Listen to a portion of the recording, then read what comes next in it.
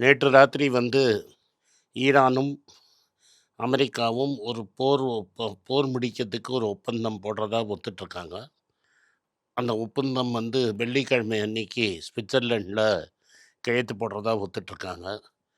இந்த ஒப்பந்தத்த 2 சைடும் நெகோஷியேட் பண்ணி முடிச்சது பாகிஸ்தான் அப்படிங்கிறத 2 பேருமே தெரிவிச்சிருக்கிறாங்க. ஸோ இந்த பாகிஸ்தான் புரோக்கர் பண்ண சீஸ்ஃபயர் அக்ரீமெண்ட் இது.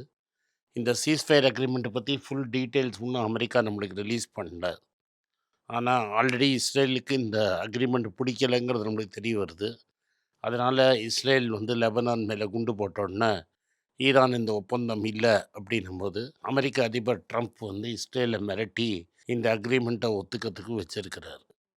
இதனால கச்சா எண்ணெய் விலை 95, 96 வித்துட்டு இருந்தது ஃபியூச்சர்ஸ் மார்க்கெட்ல. இன்னைக்கு 80, 82 வரைக்கும் இறங்கிடுச்சு. ஸோ சுமார் $100 வித்துட்டு இருந்தது. இன்னைக்கு $82 இறங்கி இருக்குது. 20% விலை இறங்கி இருக்குது. அந்த 20% விலை இறங்கினா, நம்மளோட முதல் எதிர்பார்ப்பு என்னன்னா, கமர்ஷியல் சிலிண்டர 6000, 7000ன்னு இன்னைக்கு பிளாக் மார்க்கெட்ல வித்துட்டு இருக்கிறத இறக்கி, அஃபிஷியல் ரேட்டே இறக்கி 1000, 1500, ரூ. 2000 சிறு தொழில் செய்யும் ஆளுங்களுக்கு குடுப்பாங்கங்கிற ஒரு நம்பிக்கை. அடுத்தது கேஸ் சிலிண்டர் விலைய பயங்கரமா ஏத்தினத திருப்புவாங்களா? பெட்ரோல், டீசல் விலைய இப்ப ரூ. 7, ரூ. 8 ஏத்தினது திரும்பி வாபஸ் வாங்குவாங்களா? இப்படிங்கிற பல கேள்விகள் இருக்கு. ஆனா, இந்த அக்ரீமெண்ட்ல இப்ப என்ன வந்திருக்குன்னா, 19ஆம் தேதி கையெழுத்தான அப்புறம் ஸ்ட்ரெய்ட் ஆஃப் ஹோர்முஸ ஈரான் தொறந்து விடும். ஈரானியன் போர்ட்டுக்குள்ள வரத்துக்கு கப்பல் வெளியில உள்ள போறதுக்கு தடை பண்ணி பிளாக்கேட் பண்ணி வச்சிருக்கிற அமெரிக்கா இந்த பிளாக்கேடை எடுக்கும். ஈரான் என்ன சொல்றாங்கன்னா, அவங்க உலக சந்தையில கச்சா எண்ணெய் விக்கிறதுக்கு இருந்த தடைய அமெரிக்கா வாபஸ் வாங்கணும். அதனால கச்சா எண்ணெய் ஈரான் வித்து பணம் வாங்கணும். இதெல்லாம் தான் முதல் அக்ரீமெண்ட்டு. இதில என்ன சொல்றாங்கன்னா, அவங்களோட அசெட்ஸ புடிச்சு வச்சிருக்காங்க அமெரிக்காவும், ஐரோப்பா நாடும். அத திரும்பி ஈரானுக்கு ரிலீஸ் பண்ணணும். இதெல்லாம் நடந்தால் 60 நாள் கழிச்சு இவங்களோட 2 நாடும் கூடி ஈரானோட நியூக்ளியர் மிசைல் டீல பத்தி 2 பேரும் பேசி தீர்வு காணுவாங்க. அப்படிங்கிறது தான் அக்ரீமெண்ட்டு. இந்த அக்ரீமெண்ட் இதே மாரி நடந்ததுன்னா, ஈரானுக்கு இது ஒரு பெரிய வெற்றி. ஈரான தொலைச்சிருவேன்னு வந்தது அமெரிக்கா. ஈரான் மேல ஒண்ணும் பண்ண முடியல. பெரிய பொருள் சேதம், உயிர் சேதம். அவங்க பல தலைவர்கள், பல பெரும் தலைவர்கள் ஈரானோட தலைவர்களுக்கு இறந்து போயிட்டாங்க. ஆனா, கடைசியில ஈரான் மேல ஒண்ணும் பெருசா இம்பேக்ட் பண்ண முடியல. ஈரான் ஒரு டெரிட்டரிய ஒண்ணும் கேப்சர் பண்ண முடியல. ஈரானோட எண்ணெய் அசெட்ஸ் மேல அமெரிக்காவால ஒண்ணும் பண்ண முடியல. ஆக மொத்தம் ஈரானை இவங்களால ஒண்ணும் பண்ண முடியல. அப்படிங்கிறது பொருள். இன்னொன்னு, மக்கள் எழுச்சி ஈரான் அரசாங்கத்த தூக்கி போட்டுருவாங்கன்னு சொன்னாங்க. அதுவும் நடக்கல. ஸோ ஆக மொத்தம் எதெல்லாம் சொல்லி ட்ரம்ப் போருக்கு வந்தாரோ, அதில ஒண்ணுமே நடக்கலங்கிறது தான் உண்மை. இந்த நியூக்ளியர் டீலையும் ட்ரம்ப் 60 நாள் கழிச்சுன்னு ஒத்துக்கிட்டார்னா, அப்ப அந்த நியூக்ளியர் டீலும் ஒப்பந்தமும் நடக்காது. அப்போ ஒண்ணுமே இல்லாததுக்கு அமெரிக்கா 3 1/2 மாசமா போர் போட்டதா தான் பொருள். இதுதான் ஆக்சுவல் நடக்கப் போகுது. ஓகே. இப்போ இது பங்குச் சந்தைகள்ல எப்படி இந்த இருக்குன்னு பங்குச் சந்தைகள் இன்னைக்கு ஏறியிருக்கு. ஆனா, இன்னைக்கே நீங்க பார்த்தீங்கன்னா, நிக்கி 5%ம், சவுத் கொரியா பங்குச்சந்தை 7, 8%க்கு மேலே ஏறி இருந்தது. நான் பார்த்த வரைக்கும் இந்தியா பங்குச்சந்தை அவ்வளாம் பெருசா ஏறல. 250 பாயிண்ட் தான் ஏறி இருந்தது. ஒரு 300, 350 பாயிண்ட் முன்னாடி ஏறி, அதுக்கப்புறம் ஒரு 100 பாயிண்ட் இறங்கிடுச்சு. இதிலே நம்மளுக்கு என்ன தெரிய வருதுன்னா, இந்தியாவோட ப்ராப்ளம் வெறும் இந்த ஈரான் வார் மட்டும் இல்ல. ஈரான் வாருக்கு முன்னாடியே நம்மளோட பொருளாதாரம் கட்டத்தில இருந்தது. வெளிநாட்டு முதலீட்டாளர்கள் பணத்த வித்துட்டு இருந்தாங்க. நம்மளோட ரூவாவின் மதிப்பு 20% அதுக்கு முன்னாடியே கவுந்துடுச்சு.